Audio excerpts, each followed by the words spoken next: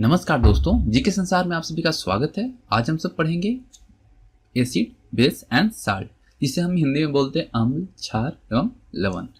अम्ल मतलब एसिड, क्षार मतलब हो गया आपका बेस एंड लवण मतलब हो गया आपका साल्ट। ठीक है।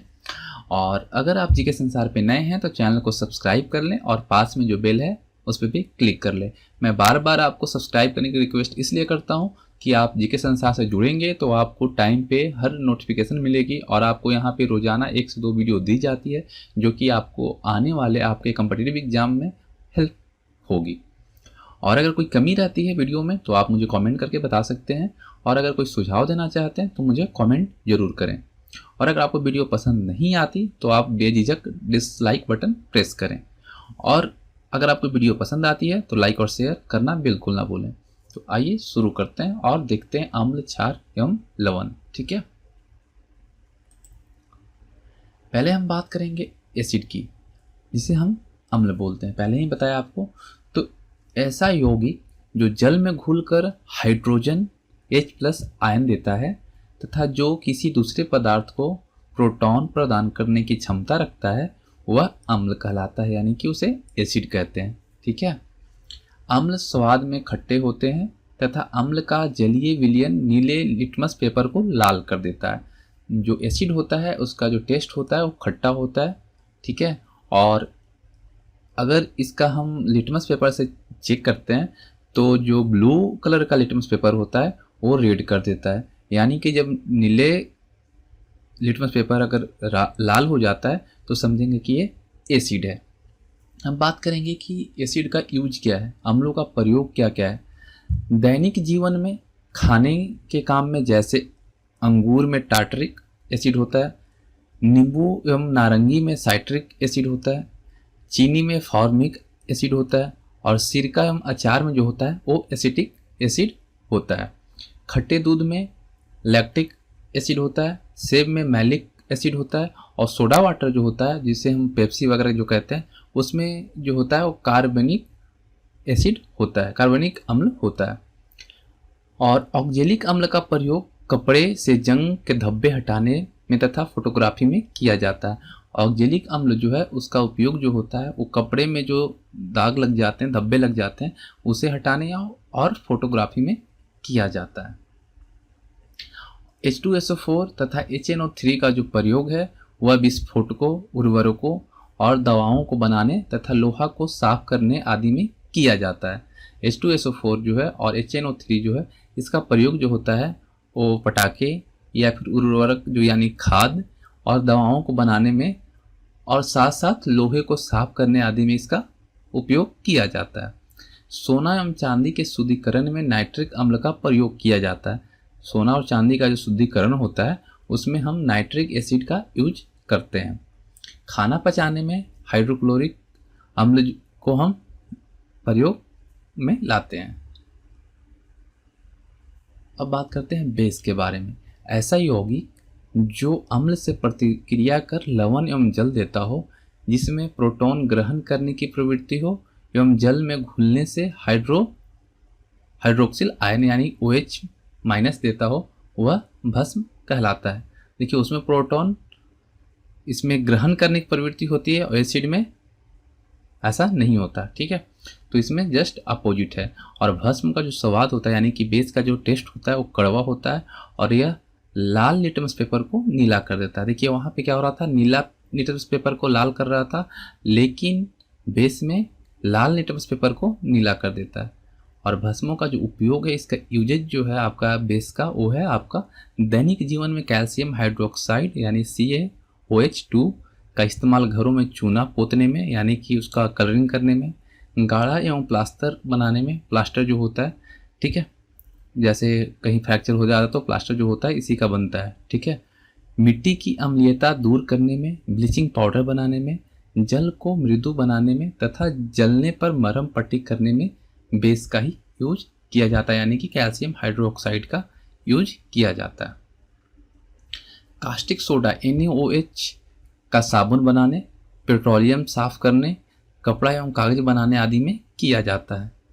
और जो खाली चूना होता है CaO का मकान बनाने में, गारा के रूप में, शीशा तथा ब्लीचिंग पाउडर बनाने में किया जाता है। पेट की अम्लीयता को दूर करने में मिल्क ऑफ मैग्नीशिया या मैग्नीशियम हाइड्रोक्साइड का प्रयोग होता है। अब बात करते हैं साल्ट के बारे में, यानी कि लवण। लवण एवं भस्म की प्रतिक्रिया के फलस्वरूप लवण बनता है। इसमें लवण के अलावा जल का भी निर्माण होता है। जब एसिड और बेस मिलकर रिएक्शन होता है तो हमें साल्ट मिलता है और इसमें जल का भी निर्माण होता है, यानी वाटर भी मिलता है। लवणों का जो उपयोग है, साल्ट का जो यूजेज है वो है खाने का सोडा या बेकिंग सोडा या सोडियम बाइकार्बोनेट NaHCO3 का बेकिंग पाउडर के रूप में, पेट की अम्लीयता को दूर करने में एवं अग्निशामक यंत्रों में उपयोग होता है। साधारण नमक अर्थात सोडियम क्लोराइड, जिसे हम NaCl बोलते हैं, का खाने में, अचार के परीक्षण तथा मांस एवं मछलियों का संरक्षण में उपयोग किया जाता है। ठीक है। और कास्टिक सोडा या सोडियम हाइड्रोक्साइड NaOH का अपमार्जक का चूर्ण बनाने में उपयोग होता है। धोवन सोडा, जिसे कपड़े धोने वाले कहते हैं, सोडियम कार्बोनेट Na2CO3 का उपयोग कपड़े धोने में होता है। पोटासियम नाइट्रेट या सोरा KNO3 का बारूद बनाने में एवं उर्वरक के रूप में उपयोग होता है। और जो पोटासियम नाइट्रेट को साल्ट पीटर भी कहते हैं, पोटासियम नाइट्रेट को ही साल्ट पीटर कहा जाता है। कॉपर सल्फेट का उपयोग विद्युत लेपन एवं रंगाई व छपाई में होता है। जो रंगाई और छपाई में यूज होता है वो कॉपर सल्फेट का ही उपयोग होता है। अब बात करते हैं पीएच स्केल के बारे में। तो किसी विलयन, ठीक है, कि अम्लीयता या क्षारीय को व्यक्त करने के लिए पीएच मापदंड या पीएच स्केल का उपयोग किया जाता है। ठीक है।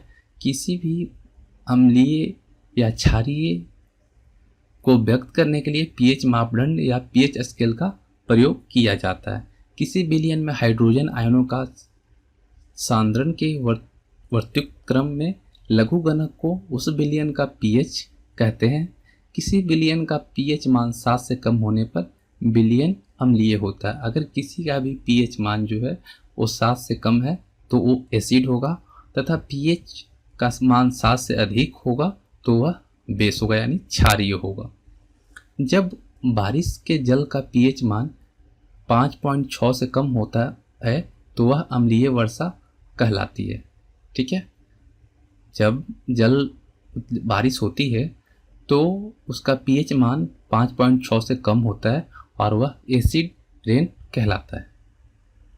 और जब अगर 5.6 से ऊपर होगा तो वह यानी कि अम्लीय वर्षा नहीं। एसिड रेन हम लोगों ने सुना है, एसिड रेन तभी होता है जब उसका जो पीएच स्केल पे उसका जो वैल्यू होता है वो 5.6 से कम होता है। अब बात करते हैं अम्लराज। सांद्र हाइड्रोक्लोरिक अम्ल तथा सांद्र नाइट्रिक अम्ल को 3:1 के अनुपात में मिश्रित करने पर अम्लराज का निर्माण होता है।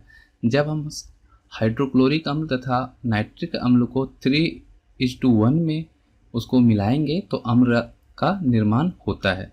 इसमें सोना एवं प्लेटिनम जैसी उत्कृष्ट धातुएं घुल जाती हैं। अब बात करते हैं सल्फ्यूरिक अम्ल के उपयोग क्या है। तो सल्फ्यूरिक अम्ल का जो मुख्य भाग उर्वरक जैसे अमोनिया सल्फेट, सुपर फॉस्फेट आदि के संश्लेषण में प्रयुक्त होता है। उसके बाद संचालक बैटरी में वृहद स्तर पर इसका उपयोग होता है। डिटर्जेंट उद्योग में भी इसका इस्तेमाल किया जाता है। सल्फ्यूरिक अम्ल H2SO4 को ऑयल ऑफ विट्रोवाइल भी कहा जाता है।